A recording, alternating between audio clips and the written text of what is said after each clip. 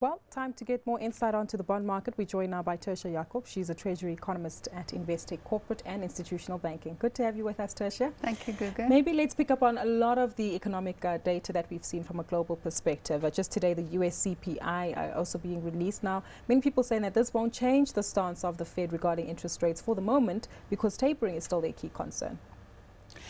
Gugu, I think what the markets have been focusing on basically is whether inflationary pressures are rising, because when bond purchases by the Fed ends probably in October, the Fed will have to start providing more forward guidance as to its interest rate stance. In other words, when do they expect the first rate hike to materialize?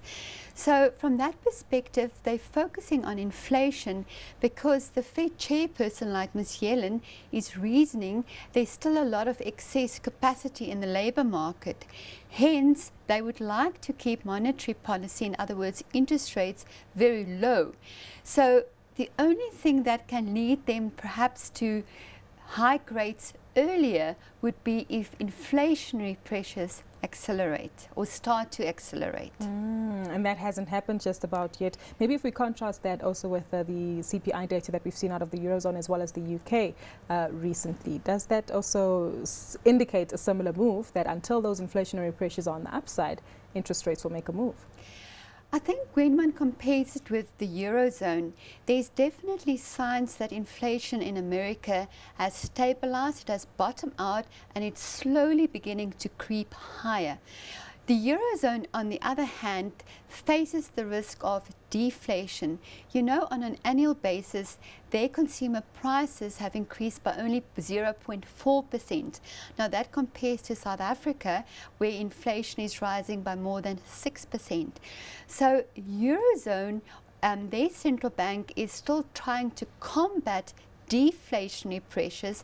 Hence, there's the likelihood that interest rates will go up in that region over the next 2 to possibly even 3 years is very low compared to the Fed, where inflationary pressures have started to pick up and they will likely have to respond earlier.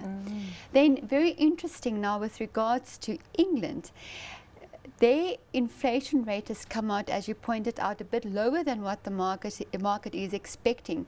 So that then can potentially give their central bank some some more time not to increase interest rates, because most central banks are very much focused on combating inflationary pressures, like in South Africa. So that is their mandate. So the moment inflation comes out lower than expected or lower than a target band, it removes pressure from the central bank to become more proactive or respond. There's also a very interesting meeting taking place called the Jackson Hole conference, I understand, in the US, one where a lot of discussions will be taking place, and we are expecting Janet Yellen to come forward with an announcement with regard to what the decisions were made there. But are we expecting anything to shoot the lights out this time around? So the conference is more a central bank conference where guys around the world gather together and they discuss a certain theme. So the theme this week is then on labor markets. So Ms. Yellen is going to give, it's a very generic statement, just on the labor markets. So we're not convinced that she will provide new forward guidance to the markets, although she's obviously likely to discuss what they see as the key driving forces of the reason why they see unemployment being so high, and that is where, or staying relatively high, and that is where the big debate is it cyclical or is it structural? So if they continue to believe that it's more cyclical, they would reason, yes, we need to keep interest rates lower for longer. When it is structural, you could potentially see a quicker acceleration in wage pressures. So it's very challenging.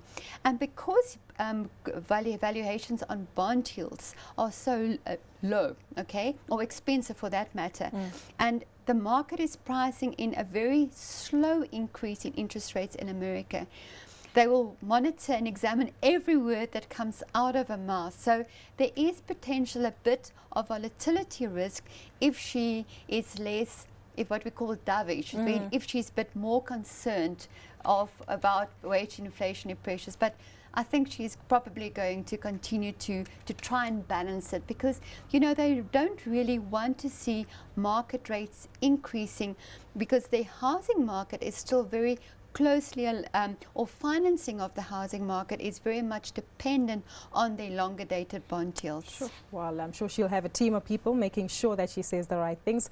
But Tertia, unfortunately, we've run out of time. Good to have you with us as always. That was Tertia Jacobs, Treasury Economist at Investec, Corporate and Institutional Banking.